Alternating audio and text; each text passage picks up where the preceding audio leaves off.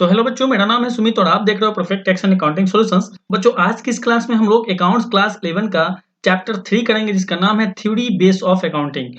बच्चों, इस क्लास में हम लोग कुछ important accounting principle, concept, convention and assumptions के बारे में समझेंगे और जानेंगे कि आखिर ये होता क्या है और अकाउंटिंग में इसका क्या रोल है। बच्चों, अगर आप अकाउंटिंग अच्छे ढंग से करना चाहते हैं तो आपको इन अकाउंटिंग प्रिंसिपल, कंसेप्ट और कन्वेंशंस के बारे में अच्छे से पता होना चाहिए। इसलिए बच्चों, ये जो टॉपिक है ये आपके लिए काफी इंपॉर्टेंट है। इस टॉपिक को मिस मत कीजिएगा। इस वीडियो को, इस क्लास को आप लास्ट तक जरूर देखिएगा, क्योंकि इसे देखने के बाद आपके बहुत सारे कंसेप्ट जो हैं वो क्लियर होने वाले हैं। तो चलिए बच्चों, शुरू करते हैं। तो बच्चों, सबसे पहले अगर हम बात करें कि आखिर ये अकाउंटिंग प्रिंसिपल, कंसेप्ट, कन्वेंशन और एजम्पशंस होते क्या हैं, तो बहुत ही सिंपल है बच्चों। जब आप मैथ के क्वेश्चंस को सॉल्व करते थे तो उन क्वेश्चंस को सॉल्व करने का कुछ रूल होते थे, कुछ रेगुलेशंस होते थे, कुछ फॉर्मूले होते थे, जिसकी मदद से आप क्वेश्चंस को सॉल्व करते थे, है ना। तो उसी प्रकार से जब आप अकाउंटिंग करेंगे, जब आप अकाउंटिंग के क्वेश्चंस को सॉल्व करेंगे, तो यहाँ पे भी अकाउंटिंग के कुछ रूल्स एंड रेगुलेशंस हैं कि आपको अकाउंटिंग किस तरह से करना है। उन्हीं रूल एंड रेगुलेशंस को हम अकाउंटिंग प्रिंसिपल, कंसेप्ट, कन्वेंशन या फिर एजम्पशंस कहते हैं। क्लियर है? बहुत ही सिंपल है बच्चों। अकाउंटिंग करने का जो रूल एंड रेगुलेशंस हैं कि आपको किस तरह से अकाउंटिंग करना है, किस तरह से आपको डाटा को रिप्रेजेंट करना है, उसे ही हम accounting principle, concept, convention and assumptions कहते हैं। अब बच्चों, यहाँ पे कड़ा है कि accounting principle, concept, convention and assumptions commonly known as generally accepted accounting principle और गैप। ठीक है, कहने का मतलब ये है कि अकाउंटिंग प्रिंसिपल, कंसेप्ट, कन्वेंशन और एजम्पशंस को हम लोग जनरली एक्सेप्टेड अकाउंटिंग प्रिंसिपल या फिर गैप के नाम से भी जानते हैं। ठीक है, आगे कड़ा है बच्चों कि are rules based on which transactions are recorded. ठीक है, तो ये क्या है? जनरली एक्सेप्टेड अकाउंटिंग प्रिंसिपल्स क्या है? तो रूल्स है जिसके बेस पे आप ट्रांजेक्शंस को क्या करते हैं? रिकॉर्ड करते हैं एंड फाइनेंशियल स्टेटमेंट्स तैयार करते हैं। बहुत ही सिंपल है। क्या है ये? तो ये एक रूल है जिसकी बेस पे आप अकाउंटिंग ट्रांजेक्शंस को रिकॉर्ड करते हैं और फाइनेंशियल स्टेटमेंट्स तैयार करते हैं। क्लियर है? आगे कर रहा है बच्चों कि in other words they are the guideline for preparing the financial statement. ठीक है, दूसरे शब्दों में अगर समझे तो ये क्या है? ये एक गाइडलाइन है। ये एक गाइडलाइन है किस चीज का? तो फाइनेंशियल स्टेटमेंट्स प्रिपेयर करने का, कि किस तरह से आपको फाइनेंशियल स्टेटमेंट्स बनाने हैं। क्लियर है? चलिए आगे कर रहा है बच्चों कि these principle are the theory base of accounting on the basis of which financial statements are prepared. ठीक है, तो इन्हीं प्रिंसिपल्स को हम क्या कहते हैं? थ्योरी बेस ऑफ अकाउंटिंग कहते हैं, और इन्हीं के बेसिस पे फाइनेंशियल स्टेटमेंट्स तैयार किए जाते हैं। क्लियर है? आई होप आपको समझ में आ गया होगा कि अकाउंटिंग प्रिंसिपल्स, कंसेप्ट, कन्वेंशन और एजम्पशंस होते क्या है। क्लियर है? अब आइए बच्चों, हम लोग कुछ इंपॉर्टेंट अकाउंटिंग प्रिंसिपल, कंसेप्ट और एजम्पशंस को देख लेते हैं। सबसे पहला कंसेप्ट है बच्चों बिजनेस एंटिटी कंसेप्ट या फिर सेपरेट एंटिटी कंसेप्ट। इसके बारे में बच्चों यहाँ पे कहता है कि according to the business entity concept, business is considered to be separate from its owner. बहुत ही सिंपल है। क्या कहता है ये कंसेप्ट? ये कंसेप्ट कहता है कि बिजनेस अलग है और बिजनेस का मालिक अलग है। ठीक है, दोनों सेपरेट चीजें हैं, दोनों अलग अलग हैं, दोनों कभी भी सेम नहीं हो सकते हैं। क्लियर है? बहुत ही सिंपल सा कंसेप्ट है। क्या कहता है कंसेप्ट? कि बिजनेस अलग है और बिजनेस का जो मालिक है, जिसने उसमें पैसा लगाया है, जिसने उस बिजनेस को चालू किया है, वो अलग है। दोनों का अकाउंटिंग अलग अलग किया जाएगा।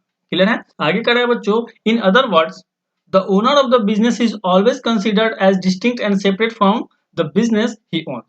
ठीक है, वही चीज यहाँ पे भी कर रहा है कि बिजनेस का जो ओनर होता है वो उसके बिजनेस से सेपरेट होता है, अलग होता है। क्लियर है? आगे कर रहा है बच्चों कि business unit should have a complete separate set of books of account.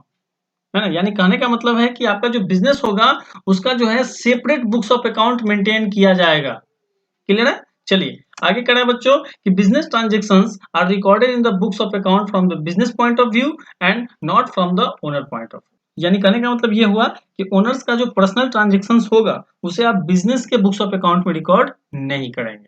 Clear है? चलिए नेक्स्ट है मनी मेजरमेंट कंसेप्ट या फिर प्रिंसिपल। अब बच्चों इसके बारे में कह रहा है कि according to money measurement concept only those transactions and events are recorded in accounting which can be measured in terms of money। बहुत ही इंपॉर्टेंट पॉइंट है बच्चों। यहाँ पे कह रहा है कि मनी मेजरमेंट कंसेप्ट कहता है कि आप सिर्फ उन्हीं ट्रांजेक्शंस को या फिर इवेंट्स को रिकॉर्ड करेंगे अकाउंटिंग में जिसे आप मनी के टर्म में मेजर कर सकते हैं। यानी कि कोई भी ऐसा ट्रांजेक्शंस जिसे आप मनी में कन्वर्ट कर सके, मनी के टर्म में मेजर कर सके, उन्हीं ट्रांजेक्शन्स को आप बुक्स ऑफ अकाउंट में रिकॉर्ड करेंगे। क्लियर है? बहुत ही सिंपल है। मनी मेजरमेंट कंसेप्ट क्या करता है कि आप सिर्फ उन्हीं ट्रांजेक्शन्स को बुक्स ऑफ अकाउंट में रिकॉर्ड करेंगे जिसे आप मनी में कन्वर्ट कर सके, मनी में मेजर कर सके। क्लियर है? आगे करना है बच्चों, transactions and events that can not be measured in money term are not recorded in the books of account, however important they may be to the enterprises। कहने का मतलब ये है बच्चों कि अगर कोई ट्रांजेक्शन मनी के टर्म में अगर मेजर नहीं किया जा सकता है तो उसे आप बुक्स ऑफ अकाउंट में रिकॉर्ड नहीं करेंगे, चाहे वो ट्रांजेक्शन, चाहे वो इवेंट कितना भी इंपॉर्टेंट क्यों न हो आपके बिजनेस के लिए। ठीक है? क्या कहने का मतलब हुआ बच्चों? कहने का मतलब ये हुआ कि अगर कोई ऐसा ट्रांजेक्शन है जो आपके बिजनेस के लिए बहुत ही इंपॉर्टेंट है लेकिन उसे आप मनी में कन्वर्ट नहीं कर सकते हैं, मेजर नहीं कर सकते हैं, तो उसे आप बुक्स ऑफ अकाउंट में रिकॉर्ड नहीं करेंगे। क्लियर है?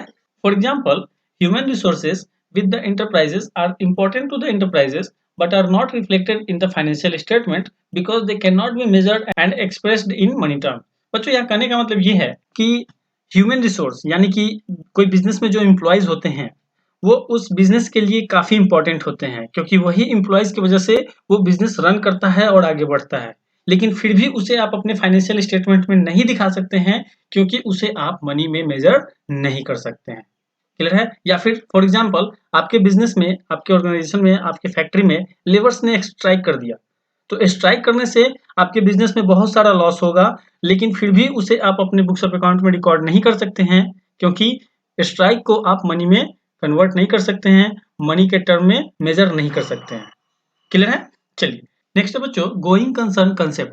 ये कंसेप्ट कहता है कि according to this concept it is assumed that business will continue for a foreseeable period and there is no intention to close the business or scale down its operation significantly। यानी कि कहने का मतलब ये है कि अगर आप कोई बिजनेस शुरू करते हैं तो आप ये मान करके चलिए कि आपका जो बिजनेस है वो कंटिन्यूअसली चलता ही रहेगा, है ना? वो आने वाले फ्यूचर में बंद नहीं होने वाला है या फिर उसे बंद करने का इरादा भी आपको नहीं है। क्लियर है? यानी कि आपका बिजनेस जो है कंटिन्यूअसली चलता ही रहेगा। क्लियर है? आगे कर रहे हैं बच्चों, it is because of this concept that a distinction is made between capital expenditure and revenue expenditure. ठीक है?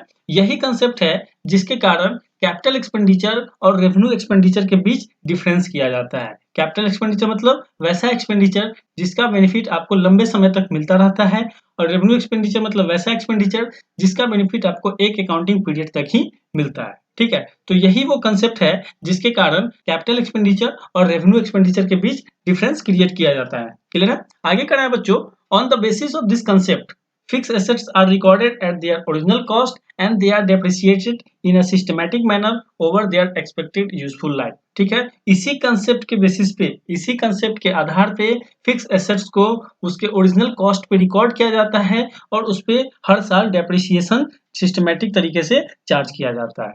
क्लियर है? यानी कि ओवरऑल कहने का मतलब ये हुआ कि गोइंग कंसर्न कंसेप्ट कहता है कि आपका जो बिजनेस है वो कंटिन्यूअसली चलता ही रहेगा, है ना? और उसी कंसेप्ट के अकॉर्डिंग जो है कैपिटल एक्सपेंडिचर और रेवेन्यू एक्सपेंडिचर में डिफरेंस क्रिएट किया जाता है। साथ ही फिक्स एसेट्स को आप ओरिजिनल कॉस्ट पे रिकॉर्ड करते हैं और उस पर हर साल डेप्रिसिएशन चार्ज करते हैं। क्लियर है? नेक्स्ट है बच्चों, अकाउंटिंग पीरियड कंसेप्ट। बच्चों ये कंसेप्ट कहता है कि according to the accounting period principle the life of an enterprise is broken into smaller periods so that its performance is measured at regular interval। यानी कहने का मतलब ये है कि आपने जो बिजनेस किया है उस बिजनेस के लाइफ को स्मॉलर पीरियड्स में तोड़ दिया जाता है, जिसकी वजह से रेगुलर इंटरवल पे आपके बिजनेस में, आपके बिजनेस का क्या परफॉर्मेंस है इसका पता लगाया जा सकता है। फॉर एग्जांपल, मान लेते हैं कि आपने कोई बिजनेस शुरू किया, वो बिजनेस 10 साल तक चला, तो क्या आप 10 साल के बाद पता करेंगे कि आपके बिजनेस में कितना प्रॉफिट या फिर लॉस हुआ? 10 साल तक आप वेट करेंगे ये पता करने के लिए कि आपके बिजनेस का क्या परफॉर्मेंस है? नहीं ना, है ना? तो इसीलिए आप क्या करते हैं कि आपका जो बिजनेस होता है उसके लाइफ को आप स्मॉलर पीरियड्स में तोड़ देते हैं ताकि एक रेगुलर इंटरवल के बाद आपको पता चल सके कि आपके बिजनेस में कितना प्रॉफिट हो रहा है, कितना लॉस हो रहा है, आपके बिजनेस का क्या परफॉर्मेंस है। ठीक है? तो इसी को हम अकाउंटिंग पीरियड कंसेप्ट कहते हैं। अकाउंटिंग पीरियड की अगर हम बात करें तो 1 अप्रैल से लेकर के 31 मार्च तक का हमारा अकाउंटिंग पीरियड होता है। क्लियर है? नेक्स्ट है बच्चों, ड्यूअल एस्पेक्ट कंसेप्ट। दोस्तों ये कंसेप्ट कहता है कि according to the dual aspect concept every business transaction is recorded as having a dual aspects. In other words, every transactions affects at least two account. यानी कहने का मतलब ये है बच्चों कि ड्यूअल एस्पेक्ट कंसेप्ट कहता है कि आप जितने भी ट्रांजेक्शन्स करते हैं, आप जितने भी बिजनेस ट्रांजेक्शन्स करते हैं, है ना, आप जितने भी बिजनेस ट्रांजेक्शन्स करते हैं उसके कम से कम दो एस्पेक्ट्स होते हैं, ठीक है। दूसरे शब्दों में every transactions effect at least two account, यानी कि आप जितने भी ट्रांजेक्शन्स कर रहे हैं, जितने भी आप लेन देन कर रहे हैं, उन लेन देन में कम से कम दो अकाउंट्स तो इफेक्टिव होगा ही होगा। क्लियर है। आगे कर रहा है बच्चों कि if one account is debited, अगर आप एक अकाउंट को डेबिट कर रहे हैं तो any other account must be credited, तो कोई दूसरा अकाउंट जरूर क्रेडिट होगा, ठीक है। The system of recording transactions based on this concept is called as double entry system. तो इस कंसेप्ट के आधार पे जो अकाउंटिंग सिस्टम बनाया गया उसे ही हम डबल एंट्री सिस्टम कहते हैं। क्लियर है। यहाँ ये कह रहा है बच्चों कि it is because of this principle that the two sides of balance sheet are always equal, ठीक है। तो इसी प्रिंसिपल के कारण जो है बैलेंस शीट के दोनों साइड का जो अमाउंट है वो हमेशा इक्वल होता है। फॉर एग्जाम्पल मान लेते हैं कि मोहन ने एक बिजनेस स्टार्ट किया 5 लाख रुपया लगा करके, है ना, 5 लाख रुपया कैपिटल लगा करके मोहन ने एक बिजनेस स्टार्ट किया। तो ये जो ट्रांजेक्शन है, इस ट्रांजेक्शन के भी दो एस्पेक्ट्स हैं, ठीक है। कैसे हैं आइए समझते हैं। बच्चों जब आप 5 लाख रुपया बिजनेस में लगाएंगे तो बिजनेस में क्या होगा, बिजनेस में 5 लाख रुपया कैश आ जाएगा, यानी कि एसेट बढ़ जाएगा। क्लियर है। वहीं दूसरी तरफ आपके बिजनेस में क्या होगा कि 5 लाख रुपया का लायबिलिटी भी जनरेट होगा, ठीक है। यानी कि पैसा 5 लाख रुपया आ रहा है, आपके बिजनेस में एसेट जनरेट हो रहा है, उसके साथ साथ लायबिलिटी भी 5 लाख रुपया का जनरेट हो रहा है, क्योंकि ये जो 5 लाख रुपया है ये बिजनेस का नहीं है बल्कि किसका है, मोहन का है। क्लियर है, समझ में आया। तो यहाँ क्या हो रहा है बच्चों कि 5 लाख रुपया आप यहाँ पे डेबिट कर रहे हैं और 5 लाख रुपया यहाँ पे आप क्रेडिट कर रहे हैं, यानी कि आप जो भी ट्रांजेक्शन करेंगे, कोई भी ट्रांजेक्शन करेंगे, कैसा भी ट्रांजेक्शन करेंगे, उसका दो पार्ट जरूर होगा, एक डेबिट पार्ट, एक क्रेडिट पार्ट। क्लियर है। बहुत ही सिंपल कंसेप्ट था। तो बच्चों आज के लिए बस इतना ही। अगले वीडियो में हम लोग बचे हुए प्रिंसिपल्स और कंसेप्ट को समझेंगे। वीडियो अच्छा लगा हो, वीडियो से कुछ सीखे हो तो इस वीडियो को लाइक जरूर कीजिएगा। चैनल पे नए हैं तो चैनल को सब्सक्राइब कर लीजिएगा और अपने दोस्तों के साथ भी शेयर कीजिएगा। Thank you for watching. Vande Mataram.